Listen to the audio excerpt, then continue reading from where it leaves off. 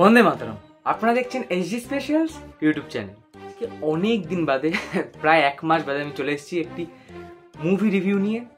So আমি খুবই excited এই মুভিটা নিয়ে কথা বলতে। আর যদিও আমি রিভিউটাও অনেকদিন পরেই করছি, মুভিটা অলরেডি এক সপ্তাহ আগে রিলিজ হয়ে গেছে। সো মুভিটা হচ্ছে সুপারস্টার জিতের মোস্ট অ্যান্টিসিপেটেড সিনেমা বুমেরাংকে নিয়ে। সো সিনেমাটা দেখতে কেমন হলো সেটা নিয়ে কথা বলবো আজকে আমি এই ভিডিওটির মাধ্যমে। বুমেরাং সিনেমাটা কিন্তু জিতের লাস্ট কিছু সিনেমার থেকে মানে একদম ফার বেটার একটি সিনেমা, যেটা হচ্ছে শুধু মাস অডিয়েন্সের না, ফ্যামিলি অডিয়েন্সেরও পছন্দ হবে। এই সিনেমাটার বেস্ট পোর্শন হচ্ছে কমিক্স আর এর সায়েন্টিফিক এলিমেন্টসগুলো। এটা তো আগেই আমাদের বলেছে যে আমাদের এটা সায়েন্স ফিকশন কমেডি জনরার মধ্যে বিলং করছে সিনেমাটি। তো এই ধরনেরই কিছু মেটেরিয়াল আমাদেরকে এরা ডেলিভার করতে চলেছে। এরা ট্রেলার বা টিজারের মধ্যে আমাদেরকে অলরেডি সেটা হিন্ট দিয়েছিল, কিন্তু আমরা বুঝতে পারছিলাম না যে কমিক টাইমিং এরা কি ঠিকঠাক ম্যাচ করতে পারবে, বা সায়েন্টিফিক আর কমিককে একসাথে মেশাতে গিয়ে আবার ঘেটে না ফেলে। কিন্তু সিনেমাটা হলে গিয়ে যা আমি দেখলাম, মানে ব্যাপক মানে দর্শক তো খুবই এনজয় করছে। আর কমিক টাইমিং মানে একের পর এক কিংবদন্তি অভিনেতাদের এখানে নেওয়া হয়েছে। জিতের কমিক টাইমিং যে ভালো সেটা আমরা আগের থেকেই জানি, কিন্তু তার মধ্যে থেকে কমেডিক সুপারস্টার যারা বা কমেডি জনরার যারা মানে মহারথী, রজত দত্ত, খরাজ এবং এই সৌরভ, এদেরকে নিয়েছে। মানে এরা হচ্ছে ফাটিয়ে অভিনয় করেছে। আর এদের কমিক্স টাইমিংসগুলো কিন্তু মানে দেখে মানে রীতিমতো এনজয় করার মতো।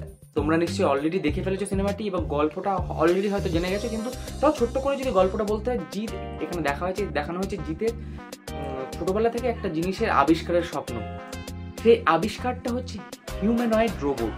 তো জিতকে কিন্তু কেউ স্পন্সর করছিল না, বা জিতের প্রজেক্টটা কিন্তু কোনো কোম্পানির তরফ থেকে মানে ফুলফিল হচ্ছিল না, এরকম কিছু নিয়েই জিতের এই জার্নিটা শুরু হয়। তারপর থেকে রুক্মিণী হচ্ছে তার বহুদিনের গার্লফ্রেন্ড, তার সাথে তার বিয়েও হয়, কিন্তু সেটা প্রায় ভাঙার মুখে, যেহেতু জিৎ একটি কোনো পার্মানেন্ট চাকরি করে না। তাই জিতকে সে জোর করে চাকরি করায়, সেটি ছেড়েও দেয়। এখানে বহু মিসআন্ডারস্ট্যান্ডিং হয়। তারপরে রুক্মিণী বাড়ি ছেড়ে চলে যায়।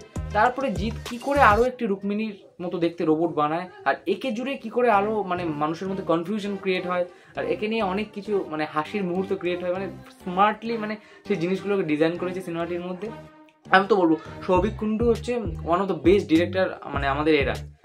তিনি কিন্তু খুবই আন্ডাররেটেড, তাকে কিন্তু সেরকম কেউ জানে না। সৌভিক কুন্ডু কিন্তু যদি ভালো স্ক্রিপ্ট বা ভালো সিনেমা নিয়ে মানে আসে, সে কিন্তু মানে ফাটিয়ে রেখে দেবে, আমি তো বলে দিচ্ছি।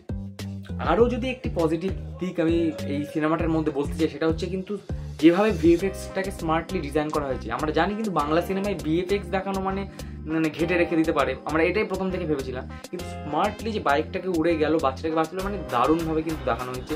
আর তারপরও যে লাস্টের টুইস্টার হয়েছে সেটার ব্যাপারেও নিশ্চয়ই তোমরা জেনে গেছো যে জিৎ নিজেরই একটা ক্লোন রোবট বানাবে, যেটার নাম হচ্ছে আবার অমর।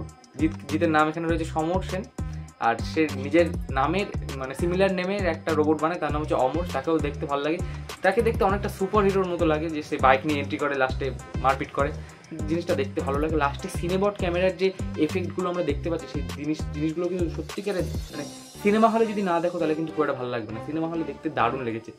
কমিক্সের পর এত সুন্দর অ্যাকশন আর ফ্যামিলি এন্টারটেন, মানে এটা ফুললি প্যাকড একটা দারুণ একটি সিনেমা। আমার তো খুবই ভালো লেগেছে সিনেমাটা। আমার আর শুধু আমি কেন, এই পশ্চিমবঙ্গের এবং কলকাতার সব দর্শকেরই কিন্তু এই সিনেমাটির পছন্দ হচ্ছে খুব। আমি সব রোজই ফলো করছি বুক মাই শো বা বিভিন্ন রকম হল লিস্ট, যেগুলো হাউসফুল হচ্ছে বা হচ্ছে না। বুমেরাং কিন্তু যথেষ্ট এগিয়ে। আমি তো পার্সোনালি চাইবো যে বুমেরাং খুব হিট করুক, মানে জিতের সব করা সিনেমাকে ছাপিয়ে যায় বুমেরাং। আর ওভারঅল সিনেমাটা কিন্তু আমার দারুণ লেগেছে, মানে one of best cinema of Bengali film industry. আমি এরকম সিনেমা আগে দেখিনি বাংলা সিনেমা, আর এরকম সিনেমা বানানোর সাহস আছে কারণ আমার তো মনে হয় না। সবাই ওই সিরিয়াল মার্কা সিনেমাই বানাবে, এরকম সিনেমা জিতই বানাতে পারে। তো ভিডিওটা ভালো লাগলে লাইক করবেন, শেয়ার করবেন, চ্যানেলটিকে সাবস্ক্রাইব করবেন। Thanks for watching.